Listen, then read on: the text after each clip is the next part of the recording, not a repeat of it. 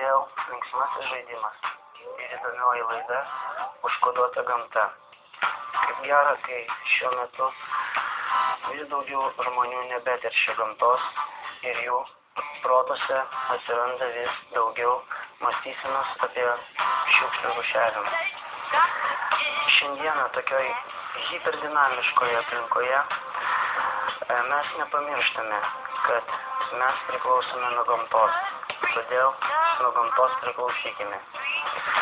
Ačiū, labai norėčiau padėkoti rėmėjam Europos Sąjungos fondui, kuris nesiekia niekada pelno, už tai, kad jisai remia organizacijas, kurios rūšiuoja šiukšles ir švarina gamtą, nuo kurios mes ir priklausome. Taigi ką, rėmėjai paskelbti, o jeigu kas remia, tai jau reiškia reikia žaisti. Taigi, dalyviai pristatyti. Galima knygą parašyti. Tai tas knygos verskime pirmą puslapį ir skaitykime. Pirmas klausimas.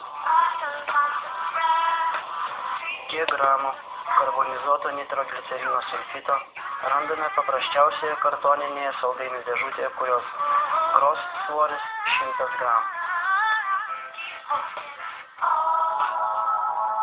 Jau laikas bėga.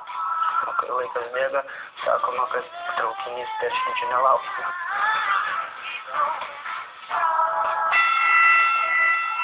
Ką tik mes išgirdome spustumimą iš pirmo dalyvio Audriaus Bružo. Audriaus Bružas, pasakykite, koks jūsų variantas? Pirmas. Ir jeigu klaustų, kur Audrius Bružas, sakysiu, kad jo nebebėra. Taigi liko du variantai. Kas čia spustelėjo? Rimantė, mūsų dalyvė linksmoji Rimantė. C3. C3 dėja irgi neteisingas. Liko vienas variantas. Galvokit.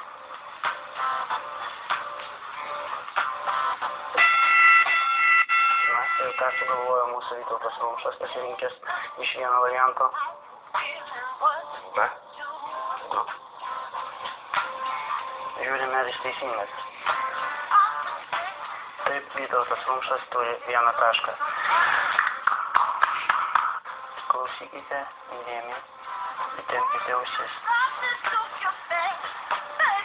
Per kiek metų ne Marso, ne Veneros, ne Jupiterio, o paprastų mūsų Žemės planetos metų išnyksta stiklo gaminiai. Jūs turite pasakyti, per kiek metų išnyksta paprastas butelis stiklinis ir per kiek metų išnyksta stiklinis meno dirbinys butelis. Taigi, laikas bėga.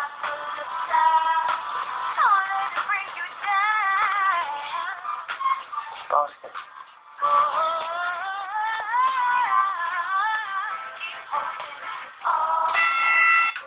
Nespauskite, nepagalvoju. Tai spauskite. Kas pagalvojo, gali spausti.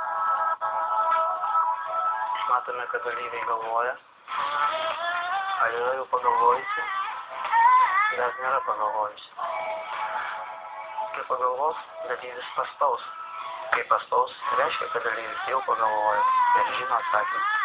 Taigi, mėly žiūrovai, laukime, kol dalyviai pagalvos. Galima pasakyti. Deja, pas mus tokios taisyklės laidoj nėra. Taip. 3C.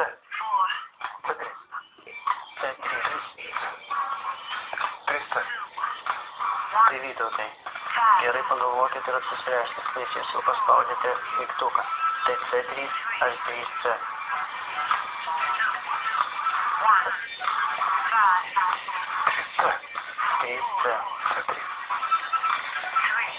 C3. Tai jūsų galutinis. Gerai, aš priimu galutinį jūsų sprendimą C3. O ar tai teisingas atsakymas? Mes pamatysime po reklamos. mūsų dalyviai jau vienas su kitu susidraugavo ir tikrai po laidos neįsiskirstys kas savo, o užsuks į kokią smuklę, pakalbės ir apkalbės mūsų šiandieną užduotus klausimus, kas buvo gerai ir kas buvo blogai. Taigi, trečias klausimas. Azijos dramblys, kuriam, klausykite įdėmiai, nešurenkite. Azijos dramblys, atšventęs savo 17 metų gimtadienį, tampa pilnaverčiu bendruomenės nariu. Bet tam, kad jis taptų tikrų vyrų ir bendruomenės kariu, jis turi pasitraukti 3 mėnesiams į olą. Prieš eidamas į olą, priekinių galūnių kairė kanopą, jis turi stuktelti kuo garsiau į žemę. Tam, kad sugrįžus po 3 mėnesių iš olos, jis vėl stukteltų ir visi vyresnieji bendruomenės nariai atpažintų jį pagal decibelų garsą. Taigi, klausimas būtų toks. Koks yra dramblio priekinių galūnių kairės kanopos stuktelėjimo decibelų kiekis? Taigi mes vėl turime 3 variantus ir pakartosiu, jeigu laikas bėga.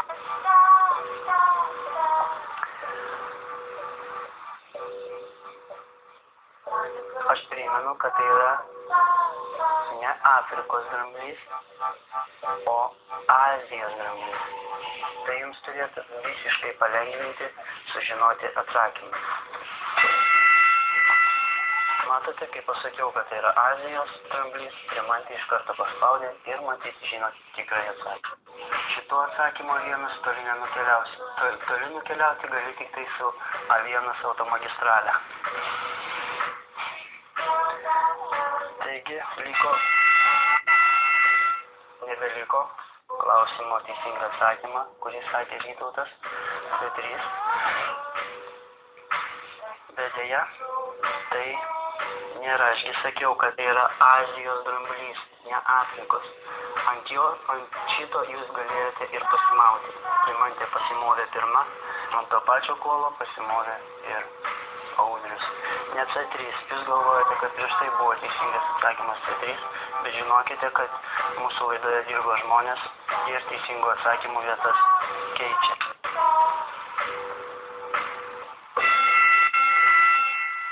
Taigi po ilgos galvojimo eigos Vytautas vis tik ryžosi paspausti ir matas, kad Vytautas jau 3 kartą spaudžia ryžtingai ir nebijo suklysti ir apsijuokti.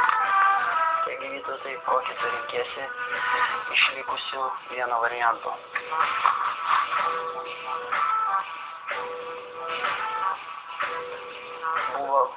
Buvo A1, buvo C3, liko B2. 2B. Na, žiūrim, ką turim. 2B. Matas, kad Vytautas žino, kuo skiriasi Azijos dramblio ir Afrikos dramblio kanopų stuksenimo decibelų kiekį. Vytauto Rumšą, kuris surinko 3 taškus, ir pasveikinti jūs abudu surinkus po 0 taškų, gal kitoj laidoj, kitais metais, kitam amžiui, kuris dovanoja Vytautui Rumšui išeiginę dieną per akciją darom. Vytautas Rumšas galės neiti ir nerinkti šiukšlių, o tiesiog gulėti namuose ir šiukšlinti. Pats baigėsi, karščiai atslūgo, įtampa išblėso ore.